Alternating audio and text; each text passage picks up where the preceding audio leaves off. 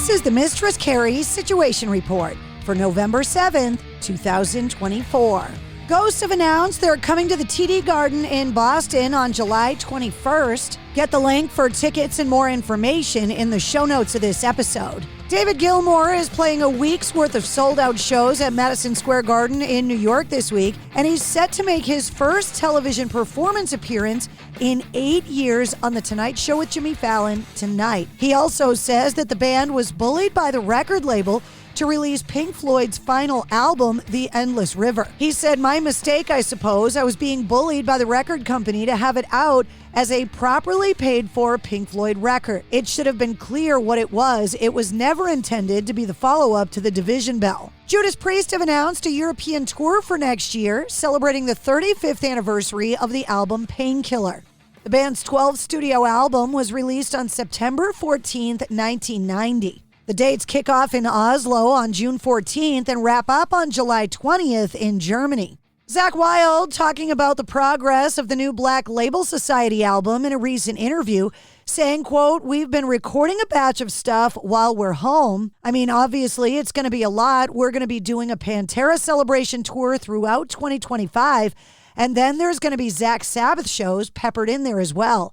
So I'd imagine somewhere, I don't know, maybe late 2025 or 2026, whatever, putting out another Black Label Society album.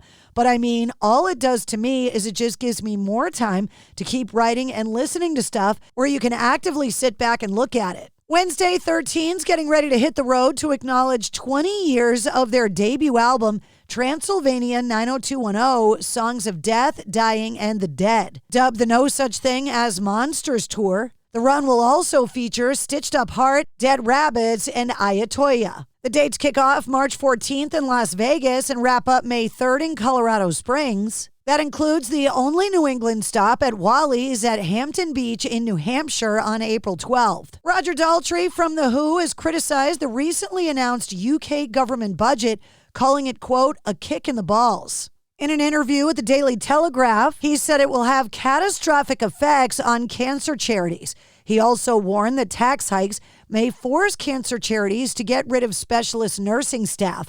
He said, "If we can't raise more money, we will have to lay people off. We have special nurses that are trained specifically to care for that 13 to 24 age group, and I don't like to think about the consequences of this. To lose nurses would be catastrophic." The Universal Music Group, along with Abco Music and Records and the Concord Music Group, have sued Believe and TuneCore, claiming they shared sped-up songs to evade copyright. The lawsuit says they've committed industrial-scale copyright infringement and are seeking $500 million in damages.